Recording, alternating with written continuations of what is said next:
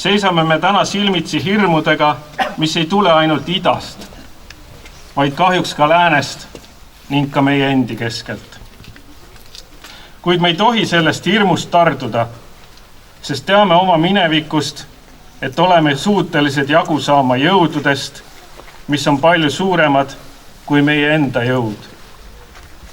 Olgu meile siinkohal inspiratsiooniks Eesti riigi esimese nurgakivi paika pannud 3 hirmu trotsivat meest, Päts, Vilms ja Konik, kes võtsid julguse keset möllavat sõda Euroopas moodustada Eestimaa päästekomitee ning kuulutasid välja vabariigi sünni.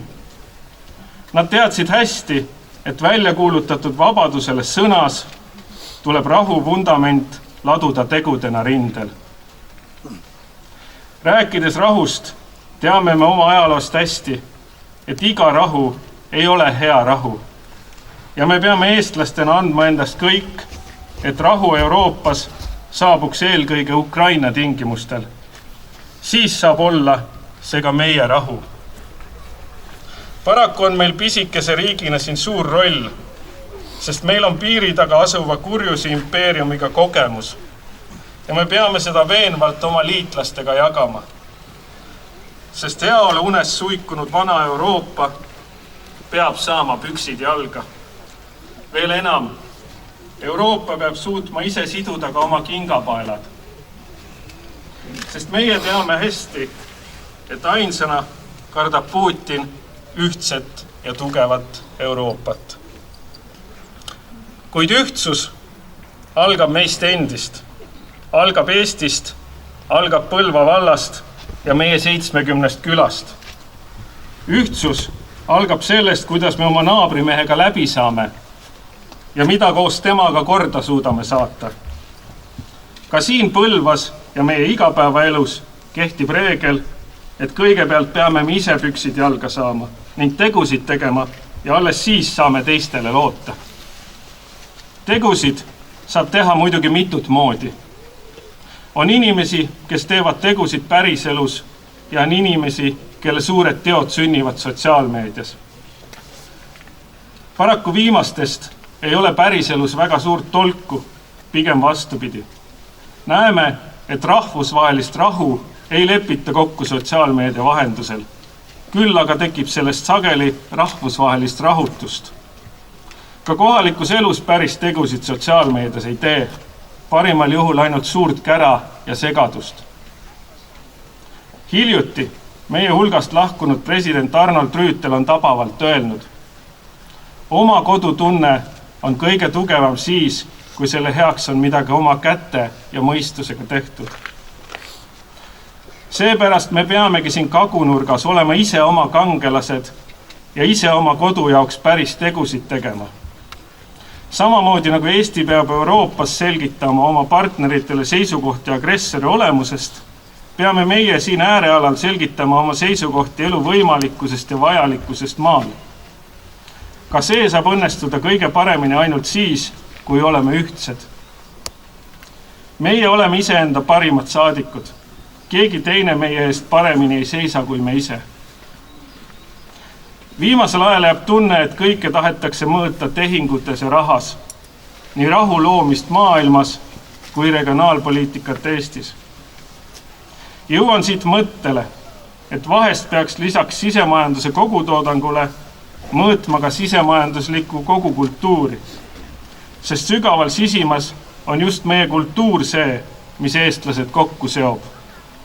Veel enam, tihtipeale sõltub kultuurilisest vundamendist ka tahe panustada riiki või äärmisel juhul isegi tahe riiki kaitsta.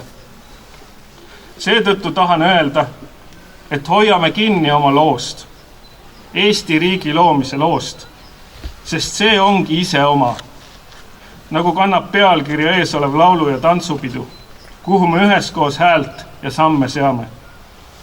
See on korraga ülev ja liigutav hetk, mis tuletab meelde, et ka väikese rahva hääl võib olla võimas, kui seda üheskoos kuuldavale toome. Hoiame kinni oma loost, sest see on meie lugu. Samas ei ole see lugu kindlasti täiuslik, aga kohati on see lausa uskumatu ja väga inspireeriv. See lugu räägib, et meie olemegi Eesti üheskoos oma ajaloo õppetundide, keele, kultuuri, rahvalaulikute ja rabadega, aga eelkõige meie endi igapäevaste valikutega kanda seda eestlust endas edasi. Soovin meile kõigile kaunist vabariigi aastapäeva ja ilusat pidupäeva jätku. Palju õnne, Eesti!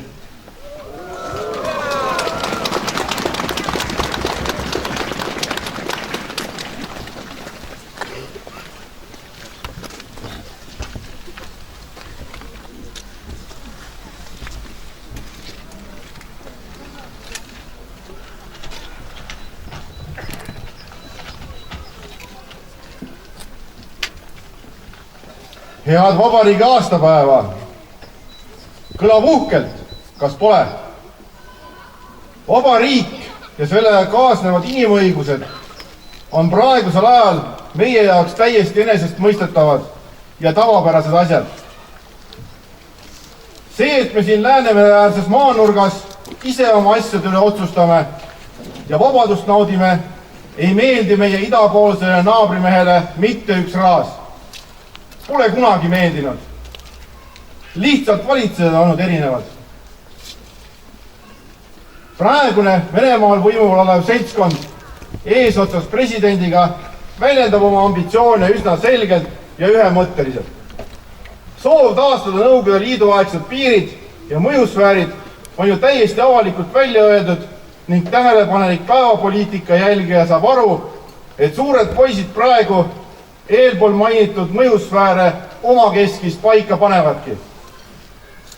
See, et väikestel Balti riikidel on välispoliitilisel areenil samasugune sõnaõigus nagu kordades suurematel riikidel, vastab küll demokraatlikele Euroopa põhimõtetele, kuid realistina kipun arvama, et rohkem sõnaõigust on sellel, kellel on kõige rohkem jõudu. Täna täiemahulise Ukrainale kallaletungi 3. aastapäeval näeme jätkuvalt, kui suur on ühe vaba riigi rahva jõud ja tahe endast suuremale ja tugevamale vaenlasele vastu seista. Kas me mõistame seda kõike, mis seal toimub? Paraku mitte, sest meie pole sõjas. Oleme vabad ja peame täna oma vabariigi aastapäeva. Kas me täna 24. veebruaril 2025 oleme paremini valmis vastu astuma samaväärsele kallaletungile, mis tabas 3 aastat tagasi vendi ukrainlasi?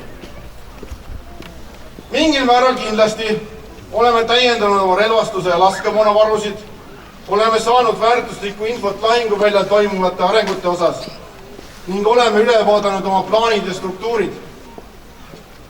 Aga suurimat probleemi näen mina selles, et me ühiskonnana päriselt ikka ei usu, et siin kõrval seisev Toovomaja rusuhunnik võiks olla tekkinud hoopis raketitabamusest, mitte tublide töömeeste oskusliku ekskavaatori käsitsemise tagajärjel.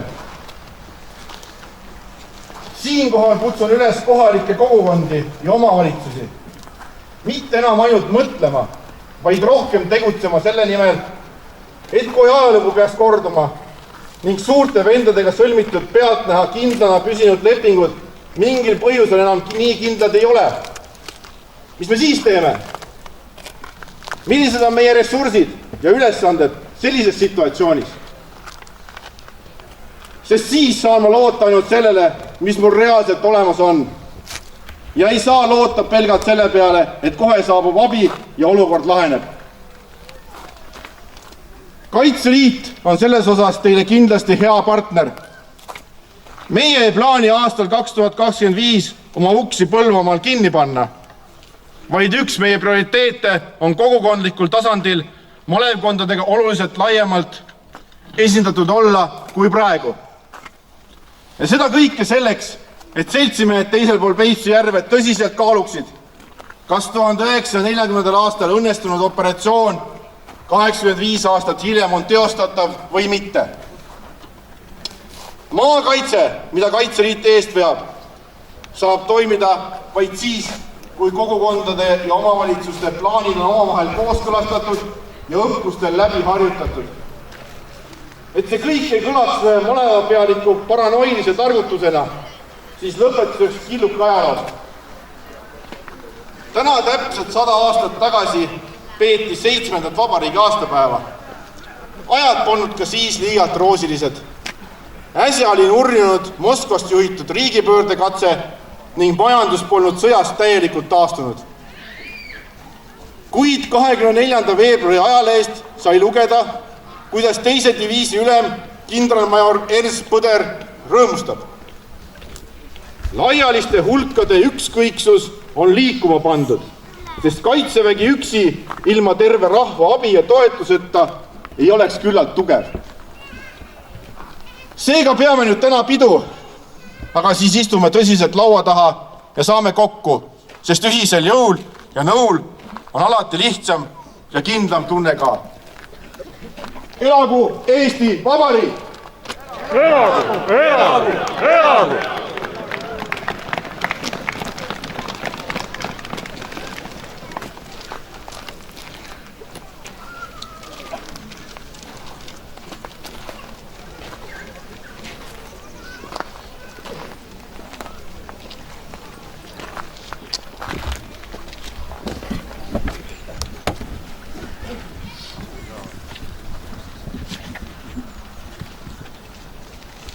Armas Põlva kihelkond, head kaasmaalased. Täna, kui me siin Põlvas ausamba juures tähistame oma vabariigi 107. sünnipäeva, siis me saame üheskoos ka tänumeeles mõelda nende peale, kes on pärandanud meile selle vabariigi. Sest vaadake, me kõik oleme pärijad, kelle kätte on antud see kallis varandus ja pärandus, mis on Eesti riik. See on antud meie kätte, et me seda armastaks, hoiaks ja selle üle valvaks. Ja see pärandus on meil olemas sellepärast, et kunagi on olnud meie eelkäijad, kellel on olnud usku meie riiki. Just nimelt usku. Isegi enne tegusid oli üks unistus Eesti riigist, üks usk, et saab olema Eesti riik. Tihti arvatakse, et usk on selline irdumine reaalsusest, paralleelreaalsuses elamine, aga see ei ole seda, vaid usk on üks hüpe tundmatusse, üks liikumine selle poole, mis on hea, õige ja puhas, isegi kui seda pole kuskilt näha ja kui meie ümber võib olla pimedus, kurjus ja vägivald. Juba 1905. aastal luuletas Juhan Liiv ja ütles, ükskord on Eesti riik. Ja tol hetkel ei olnud seda Eesti riiki, mis ükskord tulema peab, mitte kusagilt näha, vaid oli sügav Vene tsaari aeg. Ja eks Liivi peeti eksentrikuks ja omamoodi meheks, aga tegelikult oli ta prohvet, kes nägi kaugemale kui paljud teised. Tal oli usku, et ükskord saab olema vaba Eesti riik. Saab olema siin see paik, kus valitseb eesti keel ja eesti meel. Ja sama palju usku oli ka nendel, kes 1918. aasta 24. veebruaril kuulutasid välja selle Eesti riigi. Ja seda tehti ju tõepoolest olukorras, kus punavägi oli Eestis taandumas ja keisarlik Saksa okupatsioonivägi peale tulemas. See vaba riik kuulutati 1 päevaks välja, aga ometi oli see seda väärt, et see välja kuulutada, sest nüüd okupeeriti üks vaba riik, kes oli oma iseseisvuse välja kuulutanud. Aga nendel, kes seda tollal tegid, neil oli väga-väga palju usku, et keset seda möllavat maailma sõda kunagi saab olema Eesti riik ka põlvest põlve. Ja vaadake, neil ei olnud ainult usku iseendasse, sest meil võib olla sama palju usku iseendasse kui Caesaril ja Napoleonil, aga üks hetk ka ju sellest ei piisa, vaid inimesel peab olema usku millessegi või kellessegi, kes on suurem kui tema ise. Juba idee Eesti riigist ja Eesti riik ise on ju suurem kui üksikisiku soovid või tahe. See on midagi, mille nimel paljud on surma läinud. Paljud on võtnud enda peale kannatuse. Ja meie eelkäijad, neil oli ka usku temasse, kellest me laulame oma hümni 3. salmis. Su üle Jumal valvaku, mu armas isamaa. Neil oli usku temasse, kelle käsi on meie rahvast hoidnud, kaitsnud ja varjanud. Ja nad andsid selle unistuse Eesti riigist. Unistuse, mis mingitel hetkedel on kõigest sosin olnud, aga siis on saanud sellest jälle valjemalt rääkida. Ja täna saame me seda tähistada, saame elada tõeks seda paljude eelkäijate unistust, milleks on vaba Eesti riik. Nii et head inimesed, täna ma soovin, et meil oleks usku. Piisaval määral ka iseendasse, mitte liiga vähe, aga võib-olla ka mitte nii palju, et päris üle voolab. Meil oleks usku üksteisesse ja meil oleks usku looja Jumalasse, kes meile on vaba riigi kinkinud, et tema võiks kaitsta meie riiki, hoida meid kõigi ohtude eest ja jääda meie juurde igal päeval, mis tema tahab meile kinkida. Ja me jääme nüüd ka mälestuspalvele. Meesterahvad, kellel on võimalik, ma palun, me eemaldame peakatte. Kõige väeline Jumal, me tuleme täna sinu ette tänu meeles meie eelkäijate eest, kes kunagi unistasid ja uskusid Eesti riiki. Me täname, et sina oled pärandanud meile selle kalli varanduse, milleks on vaba riik. Palun õpeta meid seda meie vabat riiki hoidma ja armastama. Aga me palume, et sa hoiaksid meie riiki kõigi ohtude eest. Tulgu need kust poolt tahes. Jää meie juurde. Palun õnnista meie maad, meie rahvast, meie kodusid ja saada meid ka tänasel pidupäeval teele oma õnnistuse ja oma kaitsega. Aamen. Ja nüüd on meil võimalus siis astuda siia ligi ja asetada pärjad ausamba jalamile.